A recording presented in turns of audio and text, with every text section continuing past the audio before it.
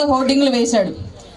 ఇప్పటి వరకు ఈ పశ్చిమ ప్రకాశంలో 42 ఏళ్ల క్రితం వెనకబడిన ప్రాంతాలను తీసుకొచ్చి గుంటూరు జిల్లా, నెల్లూరు జిల్లా వాటి నుంచి తీసుకొచ్చి అభివృద్ధి చేస్తాము అని చెప్పేసి ఒక ముక్కగా ఏర్పాటు చేసి ప్రకాశం జిల్లాని ఏర్పాటు చేస్తే ప్రకాశం జిల్లా 42 ఏళ్ల తర్వాత మళ్ళీ వెనకబడిన జిల్లాగానే మళ్ళీ విడిపడిపోయింది అనమాట. మీరు కడప జిల్లా రాయలసీమ సైడ్ నుంచి మీ పశ్చిమ ప్రకాశం ఏదైతే ఉందో మార్కాపురం, దర్శి, గిద్దలూరు, ఎర్రగొండపాలెం, కనిగిరి నియోజకవర్గాలు ఏవైతే ఉన్నాయో అవన్నీ ఇప్పటికీ కూడా 42 ఏళ్ల క్రితం ఎలా ఉన్నాయో ఇవాళకి కూడా అలాగే ఉండి మళ్ళీ అలాగే ప్రకాశం జిల్లా నుంచి ఏదైతే ఆర్థిక వనరులు తీసుకొచ్చి పెట్టే అద్దంకి, బాపట్ల, కందుకూరు ఇవన్నీ ఉన్నాయి వాటన్నింటినీ మళ్ళీ విడగొట్టేశాడు.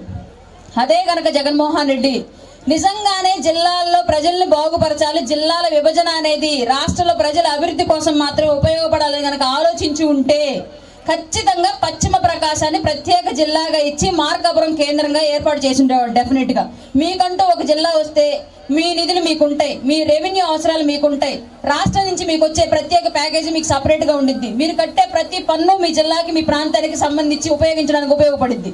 అట్లాంటి పరిస్థితులన్నింటినీ పక్కన పెట్టేసి కేవలం సిద్ధం సిద్ధం సిద్ధం అనే బ్యానర్లు వేసుకుంటే సరిపోతుందా? వైఎస్ఆర్సీపీ పార్టీకి ఒకటే ప్రశ్న నేరుగా వేస్తున్నాము. ఈ పశ్చిమ ప్రకాశం నుంచి పక్కనున్న బళ్ళారి, కర్ణాటక, తెలంగాణ మొదలగు రాష్ట్రాలకి వలసపోతున్నటువంటి ప్రజలు నీ మీద యుద్ధం చేయడానికి సిద్ధంగా ఉన్నారు. వాళ్ళని రాష్ట్రంలోకి తీసుకొచ్చి వాళ్ళకి స్థానికంగా ఉపాధి కల్పించి వాళ్ళకి రాష్ట్రంలోనే బ్రతుకు తెరువు చూపించడానికి నువ్వు సిద్ధంగా ఉన్నావా జగన్మోహన్ రెడ్డి?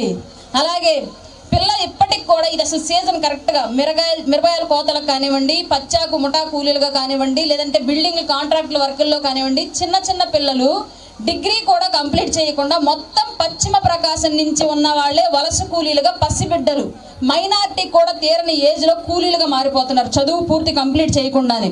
ఎందుకు? దానికి కారణం ఏంటి? స్థానికంగా తల్లిదండ్రులకు ఉపాధి దొరక్క, ఆర్థిక వెసులుబాటు వాళ్ళకు అందుబాటులో లేక, వాళ్ళ కుటుంబాలు గడవక, వీళ్ళ విద్యార్థులుగా వీళ్ళు చదువుకుంటే వీళ్ళ చదువుకి ఖర్చు పెట్టే ఆర్థిక వనరులు ఆ తల్లిదండ్రుల దగ్గర లేక పిల్లల్ని కూడా పసి వయసులోనే కూలీలుగా మార్చుతున్నారు పశ్చిమ ప్రకాశంలో.